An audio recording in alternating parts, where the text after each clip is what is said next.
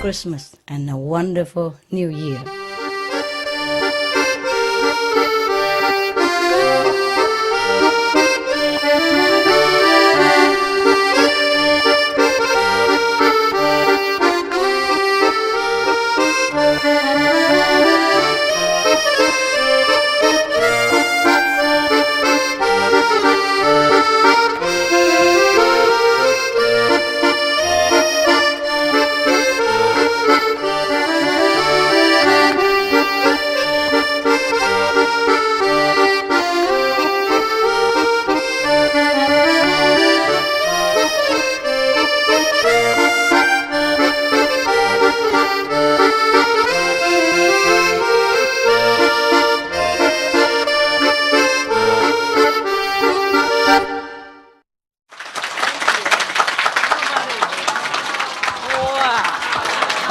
Nice, huh?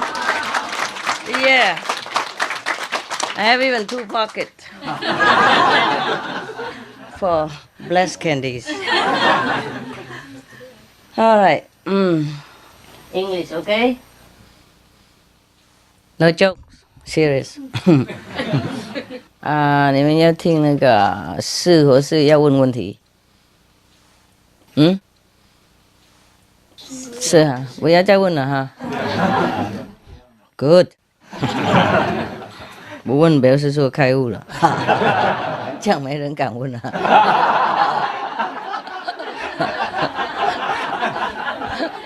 我累的时候就说：“哎呀，大开悟的人没有问题了。”不想回答的时候都这样用来教。事实上是这样嘛？有什么问东问西？为什么要问？我是很对不起你们了。不过这个不是中文吗？中文都念光了。什么嘛？落叶什么乌啼霜满天了哈。孤独城外寒山赤什么？念来念去就这样而已哈。有没有更好的？我小的时候没有读很多呢，中国的诗。有没有好的诗呢？拿出来念给大家听哈。念师傅的就好了。他们翻译的好吗？我叫他们翻译的人也说不要念那么深啊，不要翻那么深，大家都听不懂。不过还是翻得很深啊。我问中国人，他们说听不大懂，看不懂啊。他们翻译师傅的都看不懂啊。我看过，不懂。看不懂 ？My God， 那何必翻译呢？看英文就好了，我看粤文也更好。看不懂了，看原稿就行了，何必翻译呢？真的看不懂啊？他们用太深的。用太深的哈。有一本比较深的。哪一本？金铜而已。金铜哈。黄金跟那个 purple 那个哈。Oh my God！ 叫他们重新再翻吧。我说你们懂什么，你们自己翻啊。I'm so sorry， 谁叫你们中文那么深嘛？简一点就好，何必？我学越南话或是英文是很普通的 ，OK， 给大家都听得懂的。你写那个诗给人家听不懂，何必写呢？连自己看也不懂的。有时候写很多那个大的话，结果都空空的，懂不懂？写诗写文都是应该用心写出来的，才感人啊。有时候翻太复杂了，人家那个诗的那个精华都失踪了。好了，不过没关系，再说了，以后如果我有空我就自己翻了。如果OK， 我们那个念 Kabir 的书。We're going to read some of Kabir poem.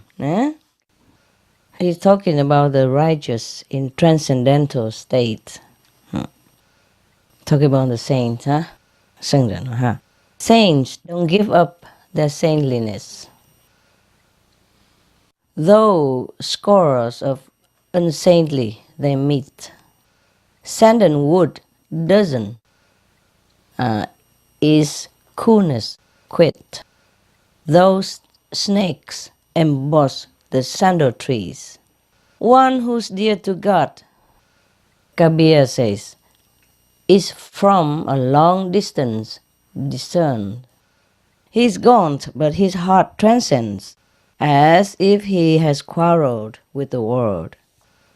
One who is dear to God, Kabir says, has slender his bodily frame. At night he lacks sleep, and no flesh his body doth accumulate. Those who are grossly ignorant, they have the pleasant, carefree sleep. When I knew this, till then unknown, I had fallen in calamities. There is intense commotion in the man's mind who has science and knowledge. Without sword he fights a battle. Awake each morn he struggles with himself. With eyes wide open I wonder, but no one came across my sight.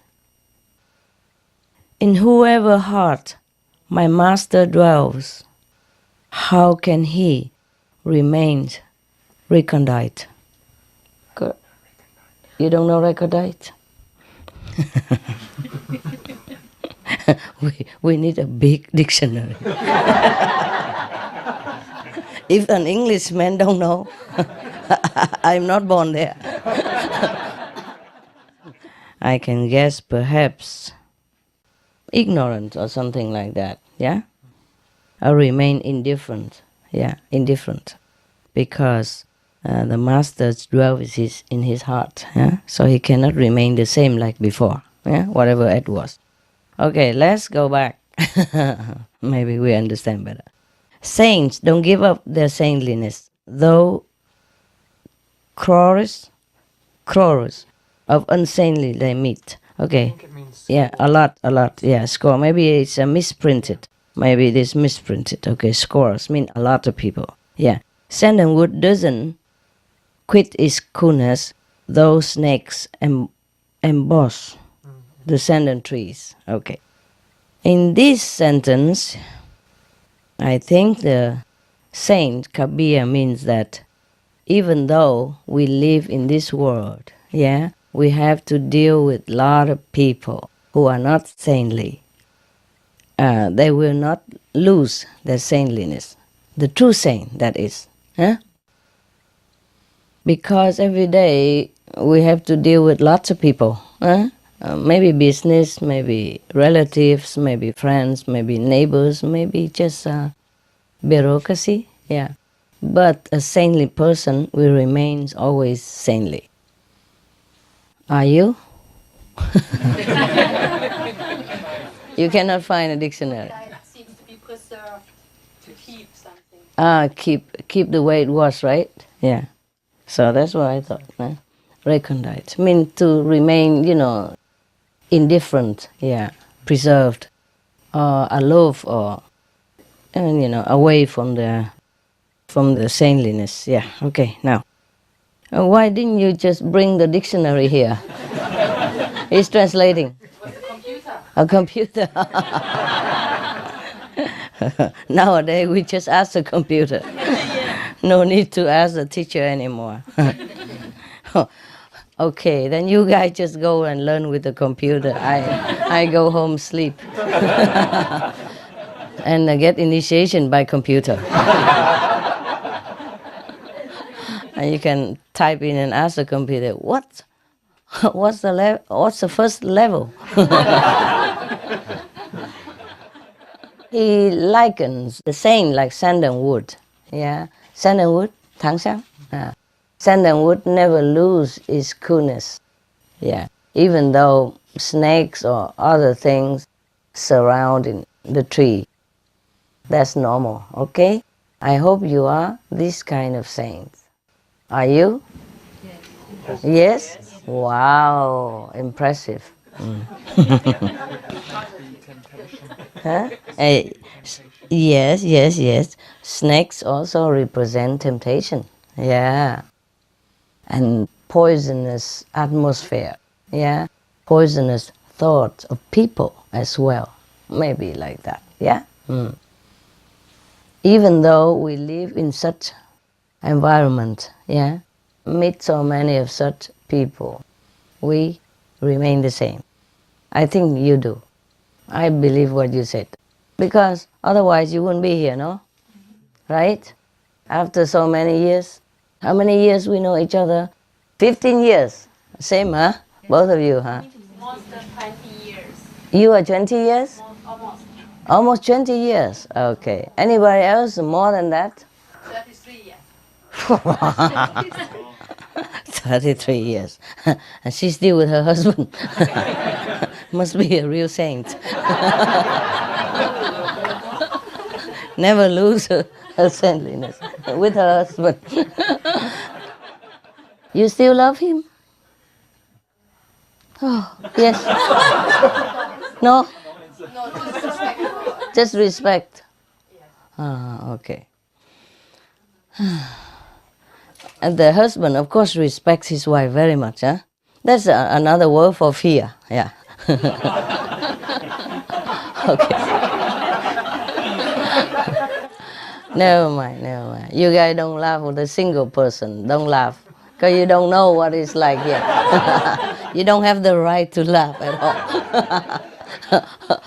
The more you laugh, the more you cry later. You think it won't happen to me. I'm a big macho. Yeah, I know. You know what? It's like this, no? Even to the wife also, huh? Not just, I don't know why they always write things about husband fear of the wife. I think it's the opposite also, huh? Yeah. When you want to come to retreat or want to do some master work, you always have to consider the husband, whether he likes or not, nah? Whether he's happy where you're going, and what would he, have to ask him. And sometimes if you see him not happy, you also feel like you shouldn't go, and I don't know, very indecisive. Anyway, that is the nature of this world, huh? Once we know someone, yeah, we have to always consider that person, no matter we love or not love. It's like that, yeah. Even if you know a dog or a cat, you have to consider him, yeah, whether he's okay if you leave him for a while, or you leave him for good, or it's a binding. Any affection relation in this world is really binding, yeah, except the saintly ones, yeah. Like if two persons both are saintly, yeah, together practice, then there's no problem, yeah. Just like the case of Kabir's wife. By the way, nah?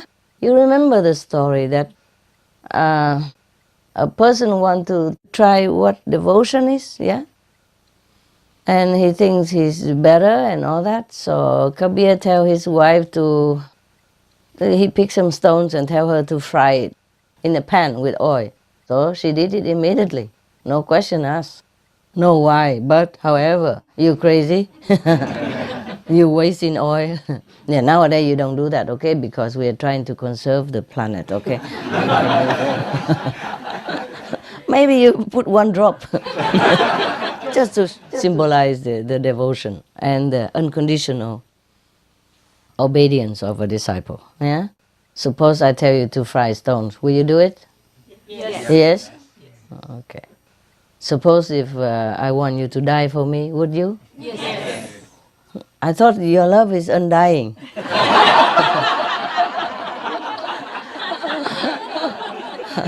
Okay. I understand. That's good, yeah. It's just joking. So, for real practitioners, that is a saint. We never change our heart, never change our faith. Because we know through experiences that the way we walk is a right way, yeah? If you know that you want to go to the south, yeah, and you know your highway is correct, Would you change if somebody say something? Or if every other car go in the opposite direction? Would you follow them? Would you follow the mass of the car to go to the north or anywhere else? No, that's correct. You see, this is the same. Same as when you drive the car. You have GPS, you have map, you have chart out your course, of going where. So no matter how many cars go in any other direction, you just keep your lane. Yeah, you keep your highway. That's that. That's good. I'm proud of you. Even if you have not made a big progress or haven't been to the 5th level or something like that, but you are on your way and I'm very happy. Okay? It seems that way to me. Yeah?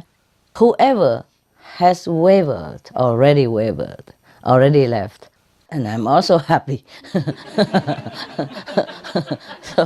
so we don't have to deal with low level, you know? So after many years of screening, yeah.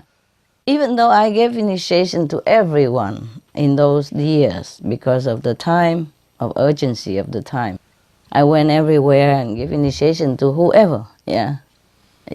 But they screened themselves out, you know, by some different method of the heaven, and not me. I don't intend to screen anybody out. I would have liked everyone to stay, yeah, so that I can help him to develop. But sometimes him or she screen themselves out, yeah, and by something, because their faith waver, because they did not practice well enough the way of the saint, but they practiced too much the way of the world. To these people, any appearance is important, yeah, like how the master should dress, or their house should be big like the neighbor's house, or whatever their wife demand has to be done. Something like that, you know? Yes. Therefore, they screen themselves out. Yeah? We did not kick them out. Yeah. Sometimes I say this and that person should stay home and meditate much more for another year or so before coming back to us. That is not kicking out. That is to really wake him up a little bit, you know, push him a little bit because he's too slow. And then he come back, yeah? But some people, because of that, also go out because they think he lose face. There's no face, right? We have only one face. That is the no face. So if we, in front of God, we don't take off the mask, then we will never see our real face. Yeah, which is the no face. Yeah, okay. When you're in samadhi, you know, we have no body. Yeah. No body, no feeling, no sensation of the material world at all.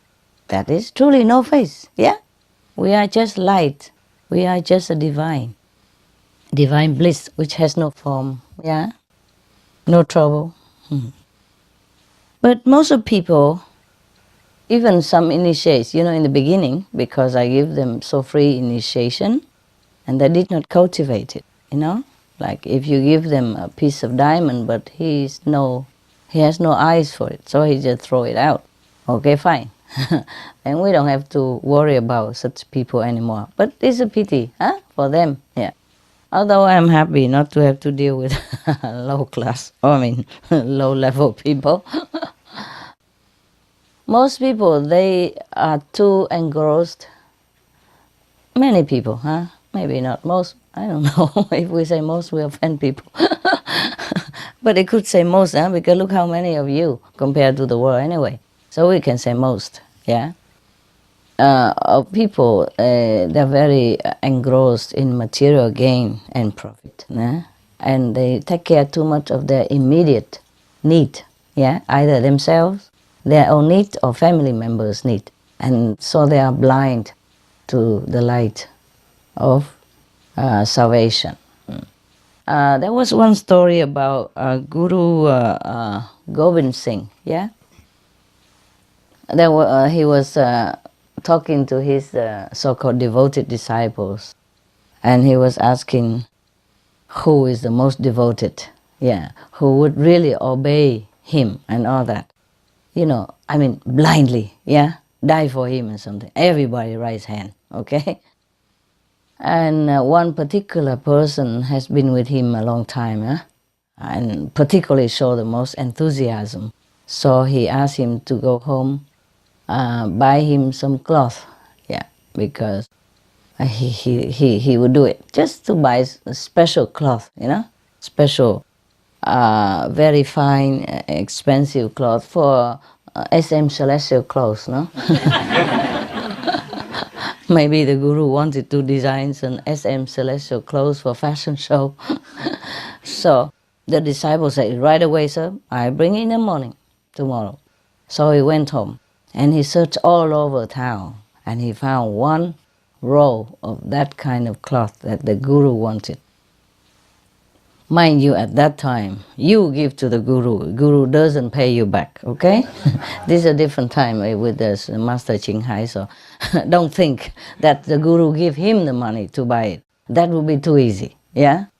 Mostly at that time, everybody contribute to the guru, make offering to the guru, buy everything for the guru, arrange everything for the guru. He doesn't do much, okay? He just bedeck himself with pearl, jewelry, diamond, and wearing clothes nicely like a prince. Yeah, if you saw his photo, painting, he's the most princely of all the Sikh gurus. Yeah, he loved fine dining, fine food and beautiful houses and fast horses, even gun, and fine swords. Yeah, at that time, they were in war with the government, understand? So they also have to find a means to defend themselves. That's what it is written. Yeah? Okay, now. So that man went to the shop, went to all the bazaars in the city and finally acquired a roll of beautiful cloth and brought it home and intended to give it to the Guru Gobind Singh the next morning. Guru Gobind Singh was the last guru of the Sikh tradition, okay? Yeah.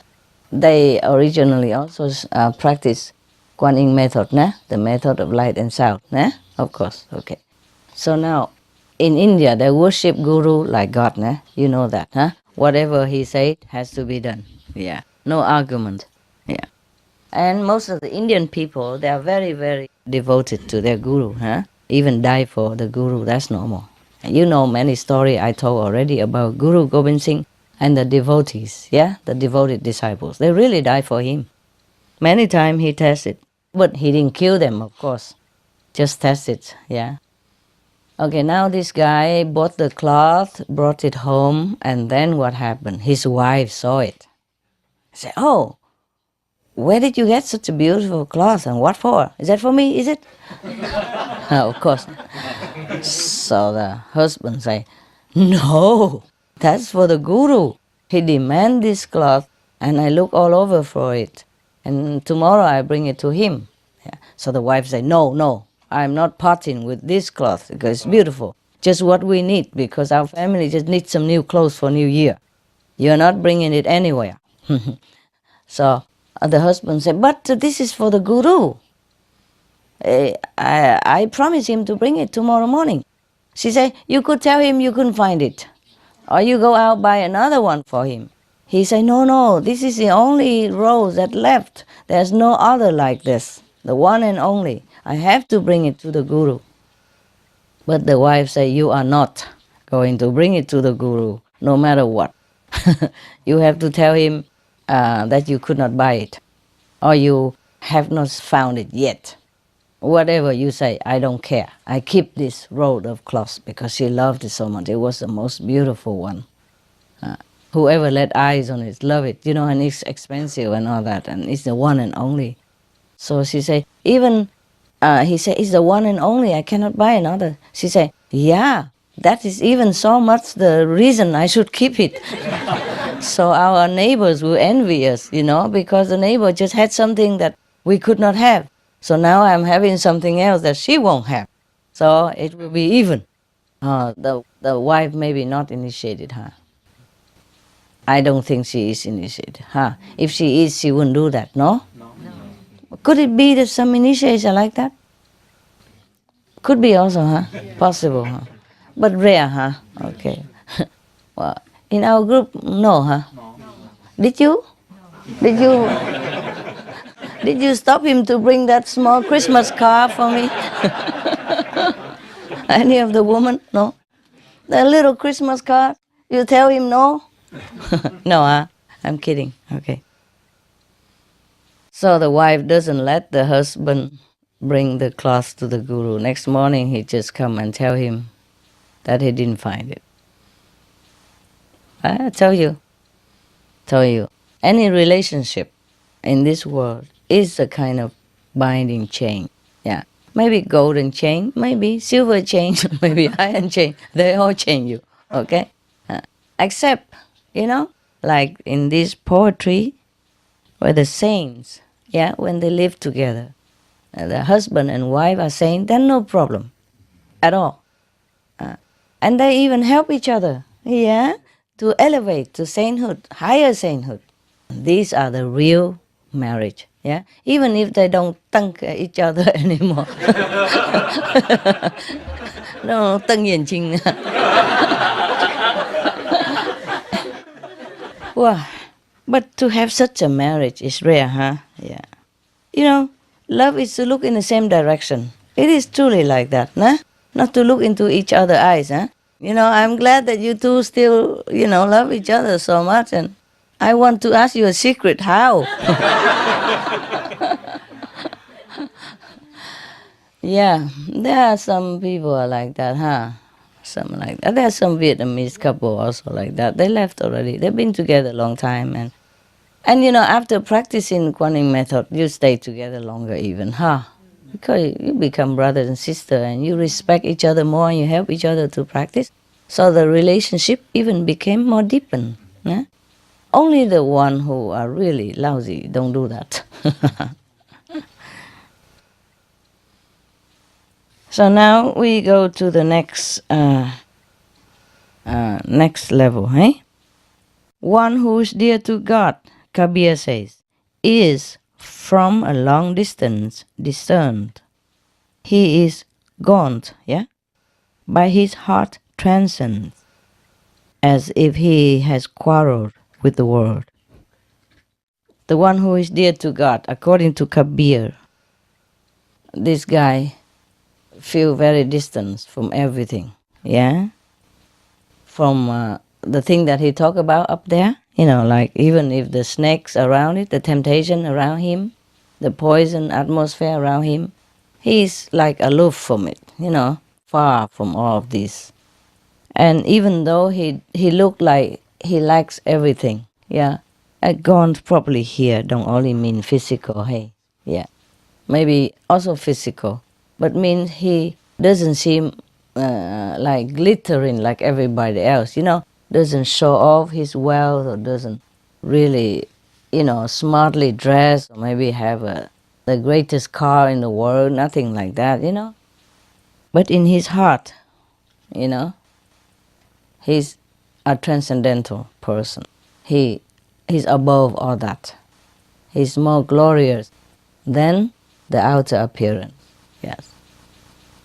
Maybe he's been bound to all these customs and traditions of the world, but in his heart, he's aloof, above all that. That's what Kabir thinks. He's gone, but his heart transcends, as if he has quarreled with the world. Why is that? Huh? Why it is as if he has quarreled with the world? Anybody know? He doesn't love the world. He doesn't love the world. It's not like he dislikes the world or anything, or he hates the world or anything. He just like oil doesn't mix with water. No matter how much water, overwhelmed the one drop of oil, he just doesn't mix with it. It's just by nature. By nature of the things that oil and water don't mix, The person who has transcended the worldly attachment, he knows the reality already. So of course his heart never attached to anything that is not real, Okay, for example, before you know your wife, you have her photo, I know one guy. Before he met his wife, there was just somebody in a party, and I give a photo of a group photo in a party, of his friends together with some others, not friends. And then he saw her photo only in the group, and he said, "Find me this one." He said to his friend, "Help me to find this girl." And that's how they've been married up to now and have children and stayed together for a long time. So, but after he found his wife, or date her, or marry her, you think he always keep looking at that photo every day and attach his heart to it? No, maybe he keeps it for souvenir, yeah? Maybe. Just to know that, okay, because of you, because of the photo, I know you, yeah? I love you first when I saw even just a photo. That's a sentimental souvenir. But he would not sleep with the photo. He would not eat with the photo. He would not kiss the photo all day long, no? You think he would do that? No, no. He knows what is what, yeah? He treasures his wife. He enjoy life with his wife together. The photo he put aside, or in his wallet, or maybe hang on the wall, doesn't matter. But that is not important to him. And if he lost that photo, would he care so much? As long as he has his wife, would he care? No. Maybe he feel, oh, sorry, that was the photo of sentiment, yeah? But he would not die over it, no? He would not go all over town to find it. He would not spend all his time, energy, money just to find the photo? To serve the photo? No, right? He would spend all his time, all his energy, whatever he can, yeah? To please his wife, no?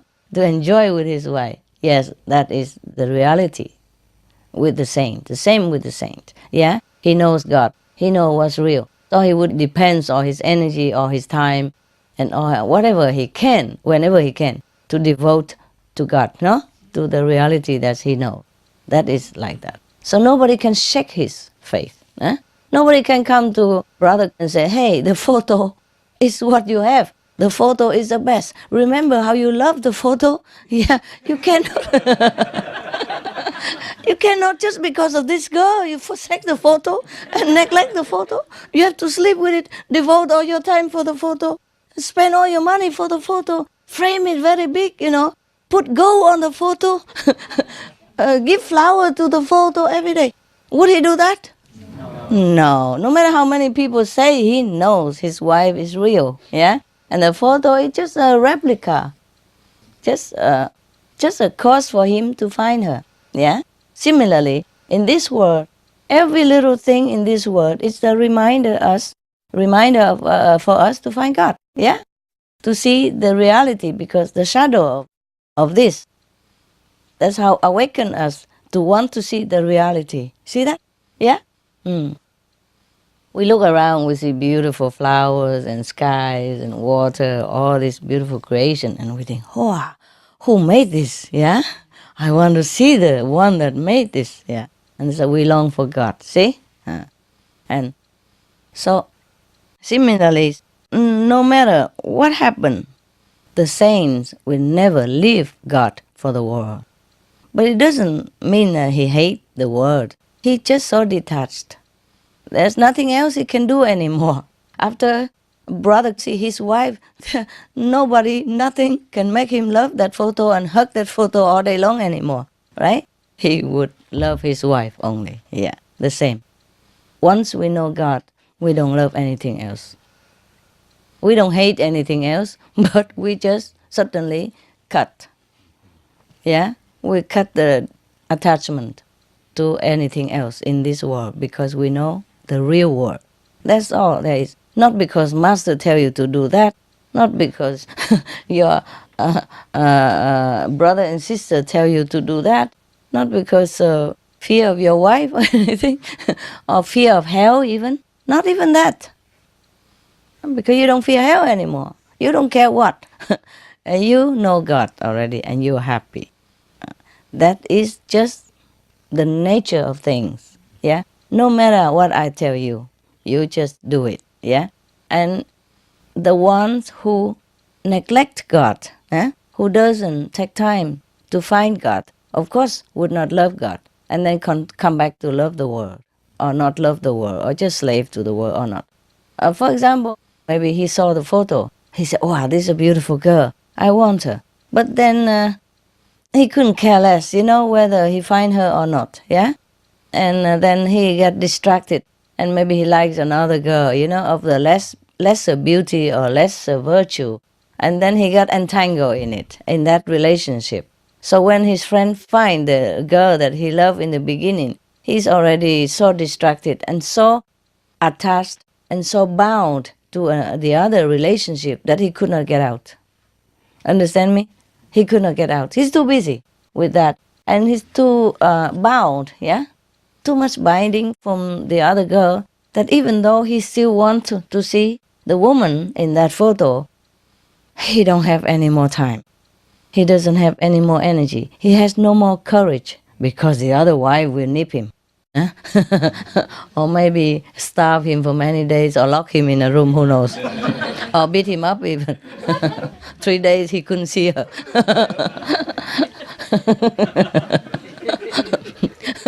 Until the 4 days. See a little bit from the corner of swollen eyes. So you see what I mean? Yeah. If we don't take time to find God and put God before everything else, then even when we find God, we are too distracted, yeah? Too preoccupied, too bounded to even come to God.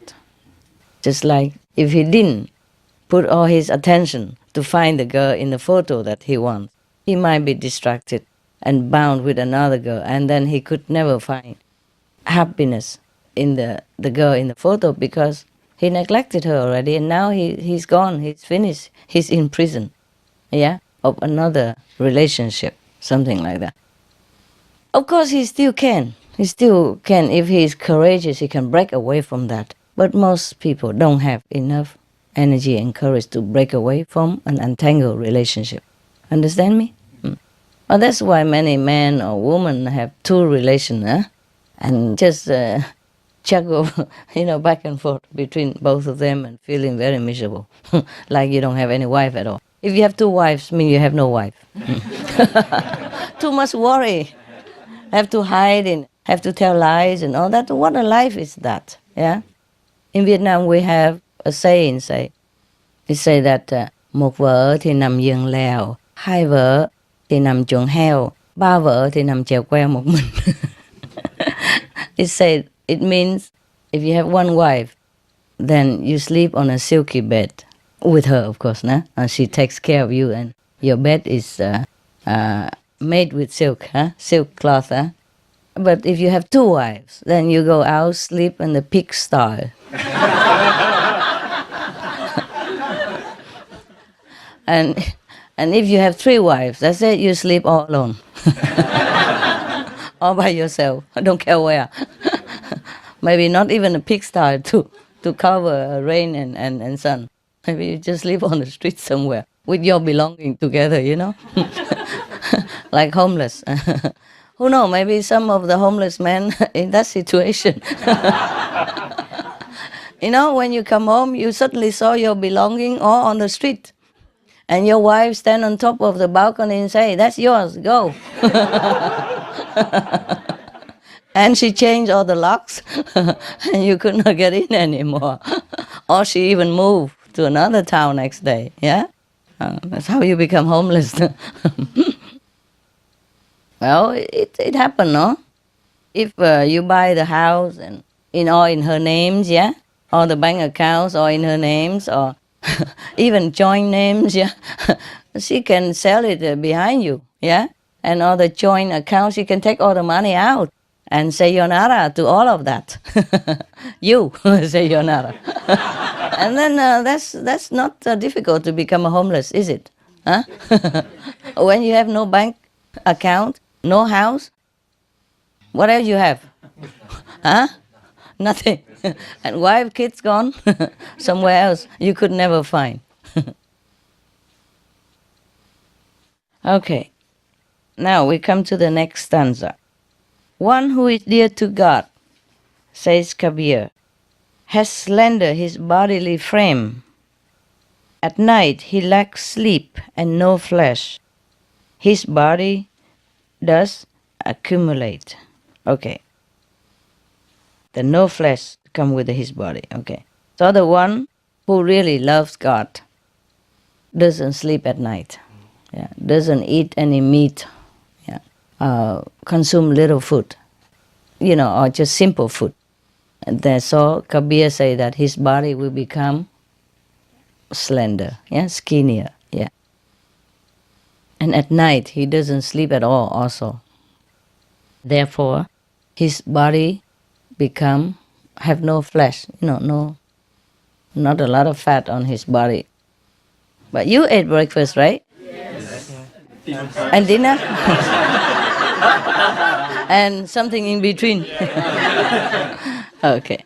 No, actually, when I have to be out, out of the meditation, out of bed, then go out, start working. Then many hours later, then I feel maybe I'm hungry, but mostly I don't feel hungry. And the food doesn't taste that good too much also. Here the food tastes better. Why? Because of their devotion to food. And maybe their love that goes into the cooking for master, So it tastes good to me, But nevertheless, I don't think I eat that much. It's just, I don't know, it's just lack of exercise. And when you age, I don't tell you how age I am, but and then the body mechanism slows down a little bit, nah? Yeah. Metabolism. Metabolism also slow down. Mechanism also slow down. Everything slow down, huh? It's good for meditation. So if you're young and you feel too itchy while you're meditating, don't worry. When you get old, you will. You will meditate. When all the beautiful girls don't look at you anymore, when all the handsome guys left you alone, then there's a time for meditation. At least, nah? But don't wait until then. Do a little bit slowly meditating now, at least, yeah? Yeah. To earn a little money better than no money, huh? Yeah. To earn a little meditation knowledge better than nothing. Don't wait until you're old and earn a lot, and that time you're already almost gone. In India, there is a philosophy like this.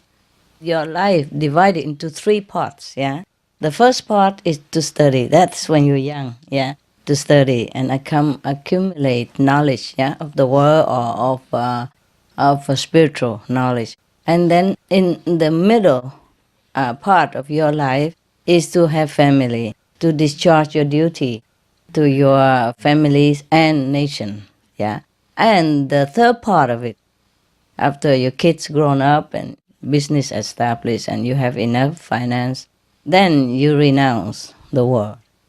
So most of the monks in India, they renounce the world after that period, that philosophy. But actually, in the old time, it's supposed to be not to renounce, like become a monk like that, in clothes, in appearance. It's just like, okay, you're young, you study, huh?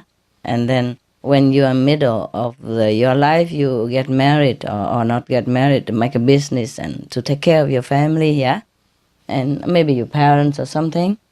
And then after that, you have enough, and then you can devote your time to be in an ashram or with master, something like that. That's what they meant. It's not like you have to be a monk and shave your head or wear the saffron robe or anything like that. Because when you're older already, what for rolling in the dirt of the world anymore? You have enough money, you could go and be more quiet, and devote more time for meditation. And that's very wise. It is true like that, actually, It's true, actually, that when you meditate a lot, you really don't feel like hungry. You don't feel food. You don't like food, That's my experience. That's why mostly I don't eat breakfast until like 4, 5, 6, 8 o'clock. It depends on if I'm busy or not, If I'm out of my room and if there's work to do, then I work first, Rarely I eat first, rarely. Yeah, because I don't feel hungry. And after I work, and then maybe I feel a little hungry, so I eat before I'm starving. Because if you wait until you're really starving, then you eat too much. Yeah? So you're just hungry, maybe 70%, 60%, and you eat, and you don't eat that much. And after that, okay, the night already come, and then I continue working after the not urgent work, and then continue, and then go meditate, Sometimes I have to really go out, walk in the cold air for a while, so that I will have some appetite, come back and enjoy some food. But because at home it's very easy, I told you already, just sesame brown rice, ready for everybody, And of course they eat extra with tofu, yeah, or salad, something already made simple. Tofu you can eat raw like that. Or if sometimes you're too bored, then you just stir fry a little bit, yeah, with some oil and some seasoning and some soy sauce, and you eat with the brown rice, sesame, and the salad. That's it. And salad, you just put some sauce on it and some soy sauce, and then it's done. Salad, you can mix all kind of vegetable that you can eat raw. So you have all kind of nutrition, yeah? Now someday you eat this salad, next day you eat that. You have, okay, yeah. And if you really that bored still with every day, then you stir fry some vegetable, the one you cannot eat raw or you think it doesn't taste good. Some vegetable don't taste good when you eat raw. So you just stir fry that day, and eat together with rice. Very simple. No need to a lot of different dishes, nah? I don't know, sometimes they cook a lot of dishes, but I'm just eating one dish because if it tastes good, I continue with that. Anyway, so they brought out the same. And of course, for politeness, I should take one of each so that people know I do eat their food. But mostly one dish is enough for me, one kind, simple. And I feel very light. Sometimes when I eat a lot of different kind of food here, my stomach cannot bear it. It has problem, yeah, indigestion problem. So at home, it's feel very easy, huh? Light, easy. The way I live my life is very easy, yeah. And some days, maybe I don't even eat that. Brown rice, sesame, nothing. If I eat a sandwich already with salad, cucumber, or something like that, and then later I eat some fruit or drink some juice and finish, yeah. Then I don't feel hungry anymore. So the brown rice, sesame also did not even need some days. It depends. Just brown rice and bean sesame ready, And if we don't cook anything at all, if we don't have anything else, that to be enough even. Yeah, if you eat like that every day, also enough nutrition. No need even fruit, vegetable, really like that. I know a monk in Taiwan, huh? He's a Vietnamese monk, huh? He never eat anything else except brown rice and sesame. And salt, yeah, salt in the sesame already.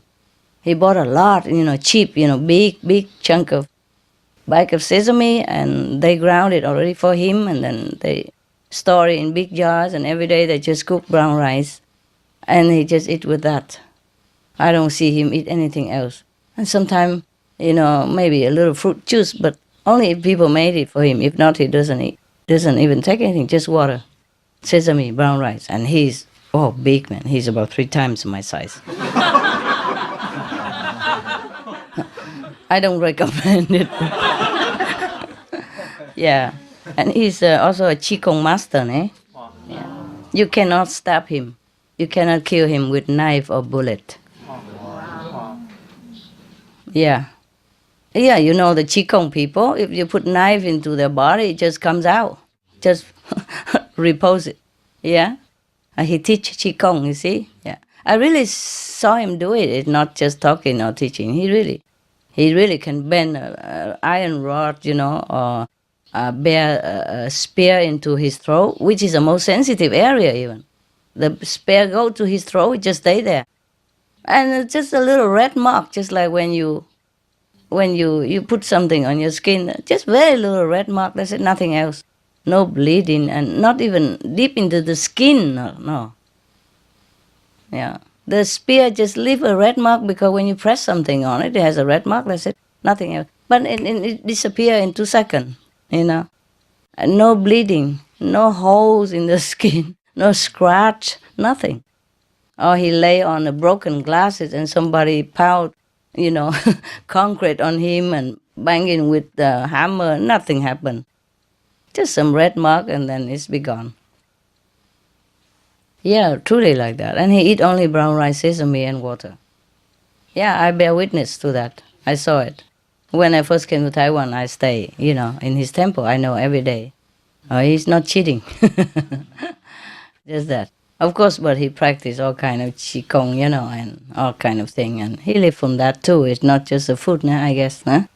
And he used some ball, to practice his hand all the time, to regulate the cheese or something like that. Yeah, anyway, we can all do that.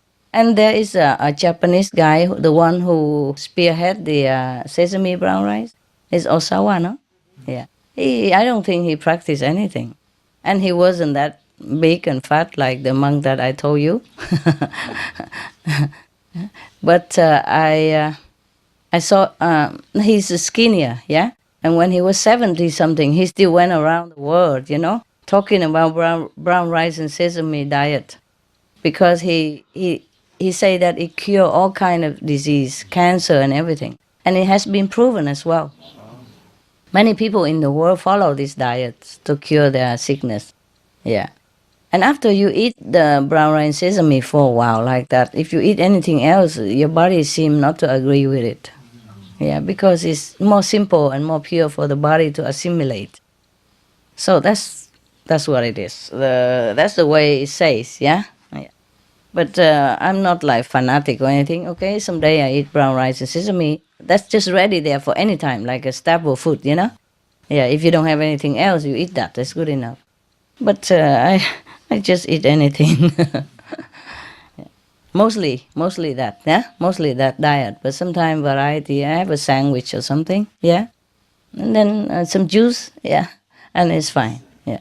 And you take some vitamin with it, yeah? Whatever your vitamin you need, or multivitamin, or some, if you're old, maybe a little calcium or something, whatever you think necessary, extra element, then it's okay. And I feel better that way, Than here, I have to admit, here the food tastes good and plenty of varieties. But I don't always feel good after eating it. I feel very tired, that I even need to sleep. After eating, I can't function anymore. Too much, yeah? Too rich, or the body has to take all the energy to digest. Maybe that's why it is. At home, I eat very simple, and I continue to work immediately after eating. I don't feel any difference. But here, I did feel the difference. Every time after I eat, even if you beg me kneeling in front of my door to come out, I would not. I cannot. It's just too much.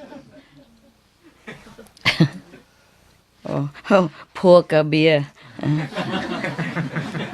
If only he knows what I'm talking about. Because his wife only ever cooked him stones, right? Yeah, the wife only cooks stone. And they have to go and borrow food, if any food at all. Yeah, remember? He even exchanged his wife for food. Wow, what a guy, huh? But he knew, he knew it's not going to happen. They sell everything for the sake of spreading God's teaching. Huh? You see how pure he was. Huh? All the people come to his house. He doesn't ask them to donate or anything. He quietly go out and sell his wife, almost sell his wife for some grocery. Chapatis. That's how cheap it is. The body is cheap anyway. Huh? Suppose we die, okay, maybe we can sell the kidney for some transplant for a couple of $1,000, but that's all there was to our body. Huh? If your kidney still can be used or your heart is still beating, then maybe you can sell it for a couple of $100 or $1,000. Yeah, depends on where. But otherwise, body is useless, no? Yeah, when we die, it's no use. Nobody buy it. Huh? Maybe you can give it to some laboratory and they cut it into pieces for the student to look at, but to study. But there's not much. Yeah, okay.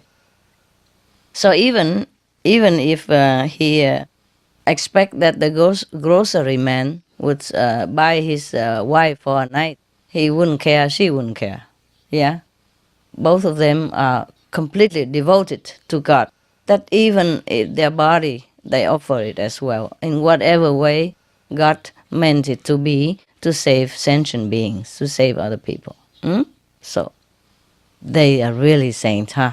Lucky for those who have such a wife and such a husband, huh? Yeah, don't we envy them? Yeah. So, it's not just to envy them, just to emulate, eh? To make it look the same like that. We don't read the story of ancient saints and sages just to amuse ourselves. We make it funny. Of course, I'm always funny, yeah. But just to drive home the point, yeah.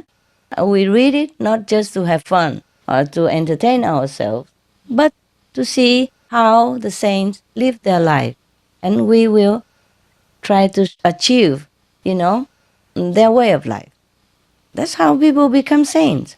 Yeah, even if you're not born saint, you can become saint if you emulate the saint. Yeah, if you do exactly what they do, if you practice the contact with the light and sound, even dim at the beginning, if you strive for it, you will be a big saint in no time. Everyone is born with sainthood. Just they want to take it or not take it. Truly like that.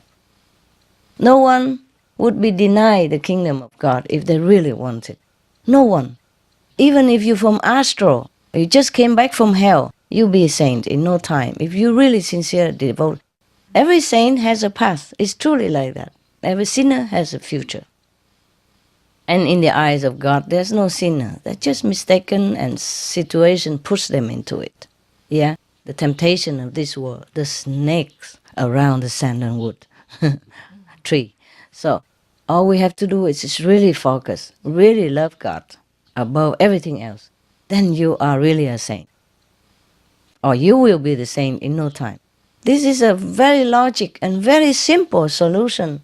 There's no mystical things about being a saint. Nothing at all. Just truly you desire for God. That's it. That's the only ingredient, only requirement, that you really want to be with God. You really want to go home. That's all. If you just change your mind, change the concept, accept the new concept that God is above all things, and your true home is where you belong, and you want to go there. That's the only concept. You change it in your heart. You have to accept that. You know that is your life. From now on, you're going to live by that. That's all there is to sainthood. Then nothing else can touch you. Nothing can change you. Nothing can make you trouble. But how many people can do that? That's the problem. Yeah, the concept. You see, we have to change the concept in our heart. We have to change the concept of, okay, I have to work for the world. I have to take care of this. I have to do business that. I have to be successful in the world. I have to change that concept into knowing God. You still do your job, but you know that's not the main point. Yeah, you do it all your best, but you know I'm doing it so that I can find God. If I have to do it, I do it. Yeah, and if I don't have to, I forget it. I forget it for God. Yeah, so that is the true spirit of renunciation, the true spirit of monkhood, the true spirit of sainthood. There's no other. Okay, we come to the fourth stanza. Those who are grossly ignorant, they have the pleasant, carefree sleep. But when I knew this, till then unknown, I had fallen in calamities. I would fallen in calamities. Okay. The people who are ignorant, yeah, truly, deeply ignorant, they can even have a carefree sleep. Yeah. Or why not? Yeah. All they do is just maybe go out, sell something, do some job, yeah, labor job or intellectual job, and at night, and then they earn their money every month, every week, whatever, yeah, and they fill their belly with what they earn, and that's it, nothing else to do, huh? Then of course they sleep, yeah. But the one who knows the unknown, Yeah. Up to then, he doesn't know God. Yeah. But when he know the unknown, mean God, that's it. His trouble begin. When he say calamities, doesn't mean some disaster or any tragic situation, but it's just like tragic to his heart. Now he long for nothing else except God. You see what I mean? Yeah. So, in the sense of the word and literature, that is a calamity.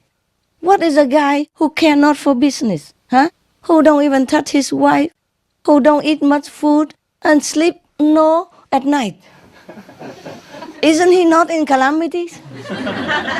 What kind of man is that in the eyes of the world, actually? Huh? He must be cuckoo. Huh?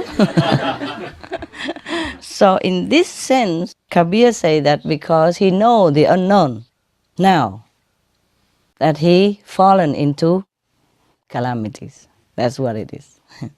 But it's a very happy calamity that he accepts. Huh?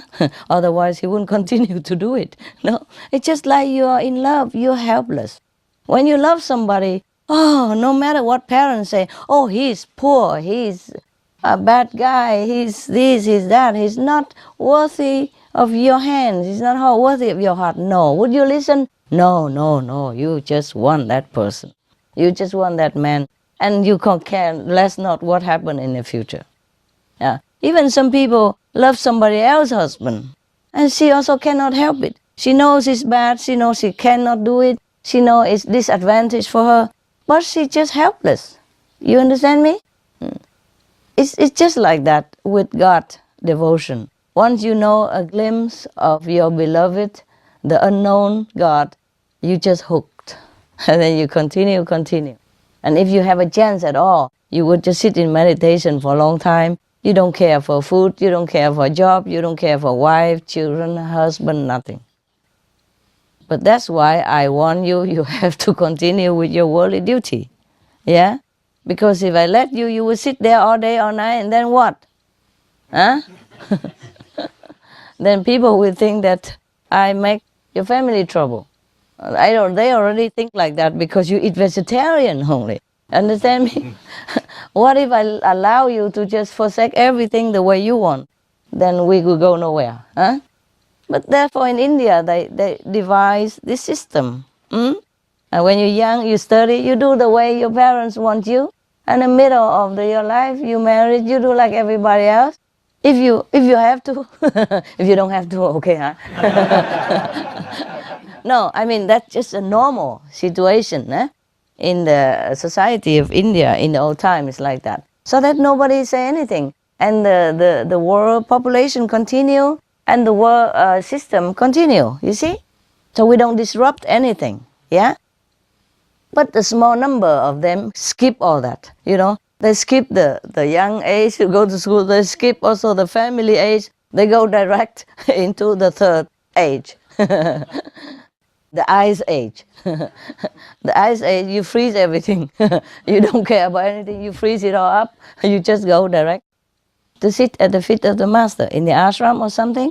And then you train yourself maybe, and then you go out, spread the teaching, you know, like those monks in the older age, yeah? You can skip all the stages if you want. But if you have to go step by step, then it's like that. A young one, you study. Middle life, you married, have children, take care of business, all that. And old age, retired, go to devote yourself for the teaching of the masters and spread it. Or not spread it. It depends. Yeah? Just stay in the ashram, for example, like that. Understand me? Yeah. The one who stay in my ashram, you know, like residents, they skip. Yeah? They skip the 3 stages in one. Yeah. Well, we can do that too, you know. Like I eat breakfast, lunch, and dinner in one. Save time. I don't have too much time, so that's convenient, yeah. So I just keep it, yeah, and it's okay too. So I have more time to meditate, yeah, because it's more important to the world, yeah, and to everyone, and to me. I want to go home also like you guys. Suppose you go home and I'm not there. Master, are you still down there? Master, you need a hand? Yeah, who knows? Maybe you all go up first and you have to pull me up, huh? Maybe you give me all the loads of karma and I'm burdened down here and buried under your karma, who knows? Then you have to look down and help me, huh? Okay? Well, sometimes the children grown up and help the parents, no? Okay. Parents old and weak, and burdened with sickness and long life of sacrifice. Then the children nurse them, no? Okay. So if you go up there and I'm not home, please telephone, see where I am. Send me an email or something. But if I cannot reply, please look down, see where I am, and all of you give a hand to pull me up. Who knows? All right. Now, let's go down to the 5th stanza. Yeah? Another stanza here. There is intense commotion in the man's mind who has science and knowledge. Without sword, he fights a battle. Awake each morning, he struggles with himself. It's like that, huh? You know very well. He said that the men who are grossly ignorant have a pleasant, carefree sleep. Probably he meant that the guys who doesn't accumulate too much of worldly knowledge and intellectual garbage, yeah, he sleep also nicely. Yeah, and why not, huh? The laborer and all that, and the guy who not greedy for the fame and name of the world, he sleep freely, yeah. And then after enlightenment, Kabir discovered this, yeah. Just like a laborer, he earned his living by hand. He has no worry. He just earn his honest living. He come home, he eat his meal, and then he go sleep. He has no guilt, no burden, no worry. Yeah. So similarly, if a saint can be in that state, you understand me? Simple-minded, no ambition. Yeah. Live one day to the next. Earn your living by labor. Then you also sleep freely like that, okay? But he didn't know that before, okay? He was already deep in calamities also. In a way, you can interpret the 4 stanza in that 2 category, huh? Yes. Anyway, most of the saints, when they write it, it's deep, You gotta check again and again, yeah. But the guy, according to Kabir, the guys who accumulate too much intellectual garbage, there's a lot of noise in his head when he sleep. That's what he said. He doesn't have a sword or gun, but he's battling with the whole world all day, all night, because he worry about this, he worry about that. The more he knows, the more he worry. Yeah, he think too much. Yeah, and he plan too much, and sometimes the plan works, sometimes doesn't work, and it's too noisy, too busy in his head. That's according to Kabir, that he awake each morning, he struggles with himself.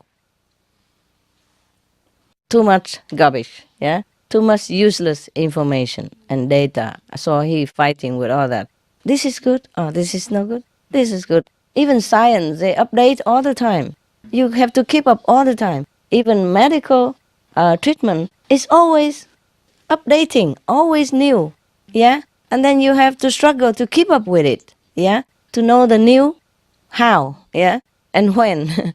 And you always busy, never stop, yeah. So Master, in the 4th stanza, there's no desire for God, and in the 5th one, there's no room for God. Yeah, that's it. The 4th is too ignorant, also don't have any desire, yeah, for God, don't know anything.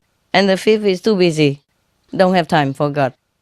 Either of them are also very, very bad. But if the man who look like ignorant, but he's not, like the saint, the saintly, the sage look like the ignorant, if that kind of ignorant is not, yeah, then he be fine. Yes. Now, the 6th stanza. With eye wide open, I wonder, but no one came across my sight. In whoever's heart my master dwells, how can he remain recondite? The man who has the master in his heart, he cannot hide it. It shows. You understand? The one who devoted to God, it shows it. Whoever has a heart, the master dwells in his heart, he cannot hide. You understand me? People would smell it, would know it. You know it too well. You don't say anything. People always come around you and dig you out and say something to you or ask you something, right? Yeah. They cannot hide it. It's the same with me. I'm hiding myself so much, but I cannot always hide. Sometimes they see the light around my body, around my head or something, and then they also come. They tell each other to come. Even in a hotel, in police station even. So it's just not easy to hide, yeah, the light that you have within you. Once the light is out, when you push the button of enlightenment means light come out. Yeah, the light that has been locked up within your being. After initiation, bursts open, yeah, so everybody can see it. That's why, and you have devotion to the master inside your heart, yeah. You always think of master, that person can never hide. People would smell it. People would know about it. Yeah, okay, so. With eyes open, I wonder, but no one came across my sight. Yes, because he has only masters in his heart, only God in his heart. So even if he walk around, he work, he eat, he interact with people, but he doesn't really see anybody. He doesn't take notice of anyone. He don't care about anyone. Just like when you're in love, you're oblivious to any other girls in the world or any other man on the planet, no? You only think of that guy all the time. All of you who has been young and in love, you know what I'm talking about or not? Yeah? Yeah. At least for that week, the honeymoon time or honeymoon month. Yeah, honeymoon, yeah. In Vietnam, we say honey week only. So, tuần trăng mật. Tuần means week, 1 week. So the Chinese, the English, they are more optimistic. Say honeymoon. Honeymoon's 1 month. 1 month, yeah. Honeymoon, maybe the high moon, maybe. Because in Vietnam we say only Holy Week. Maybe we are more realistic, more experienced in romance. Okay.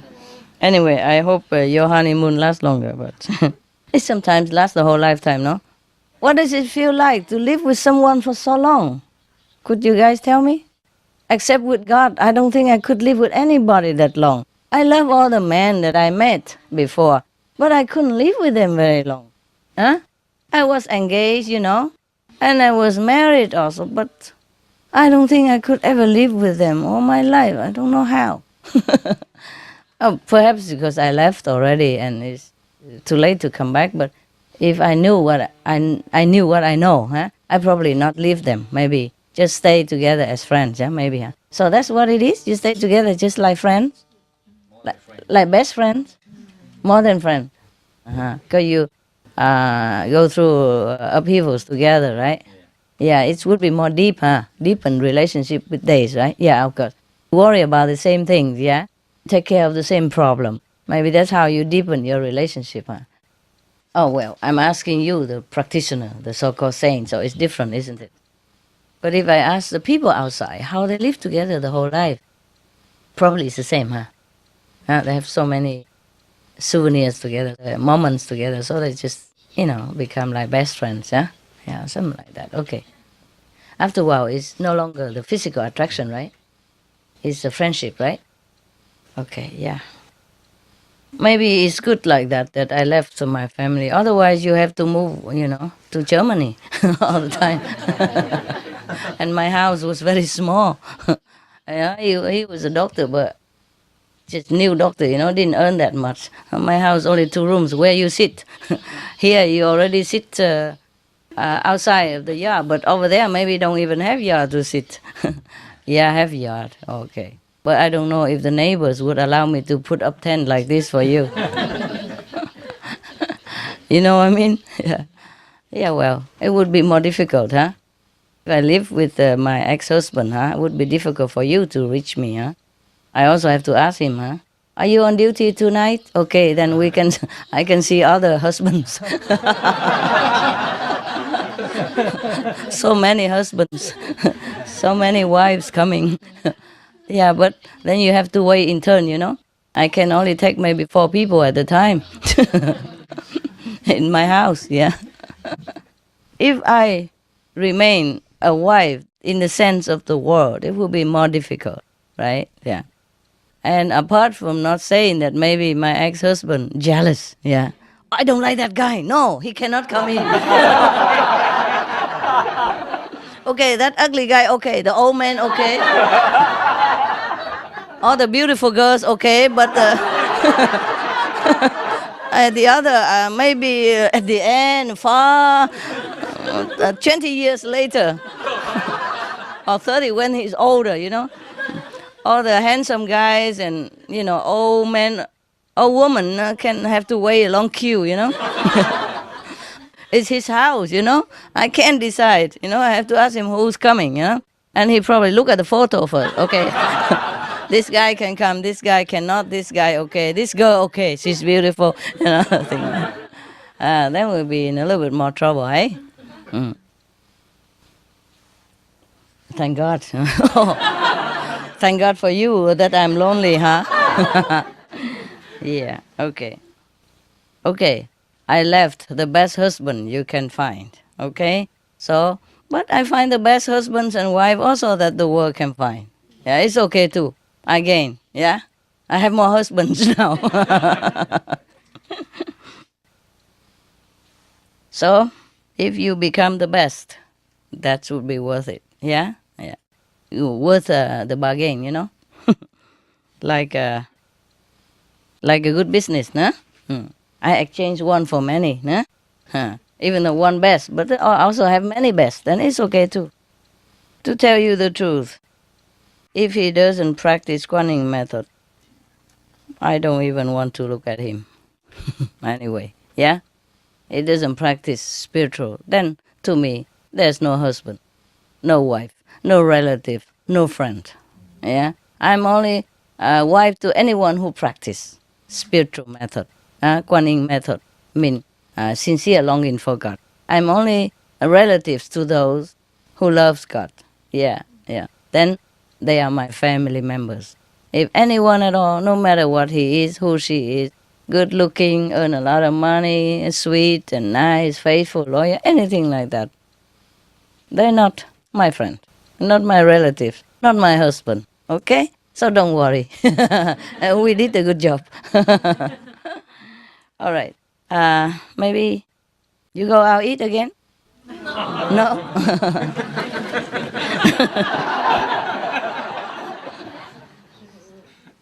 I don't know if I can do some more or not. I just like to do, one at a time. You know what I mean? Too many is like become style, nah? Okay. That's good enough, huh? Yes.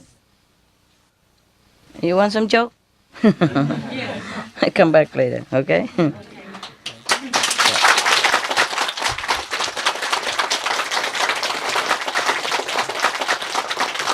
Thank you. Thank you very much.